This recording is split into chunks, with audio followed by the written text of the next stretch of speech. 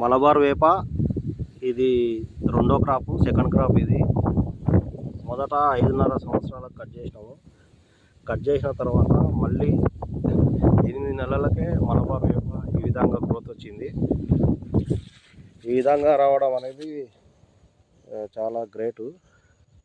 యాక్చువల్గా మలబార్ వేప దండగానే అంటారు. మలబార్ వేప దండగా ఏం కాదు. ఆల్రెడీ నాది ఒక క్రాప్ అయిపోయింది, ఇది రెండో క్రాపు. ఈసారి 4 సంవత్సరాలకే రావచ్చు అనుకుంటున్నా మలబార్ వేప, నాకు తెలిసినంత వరకు. అయితే ఈసారి వర్షం ఎక్కువ కావడం వలన గడ్డి ఎక్కువ అయ్యి ఈ రోటవేటర్ వేద్దామంటే వీలు కాలేదు. ఇందులో శ్రీగంధం కూడా ఉంది. శ్రీగంధము మలబార్ వేప రెండు కలిపి ఉన్నాయి.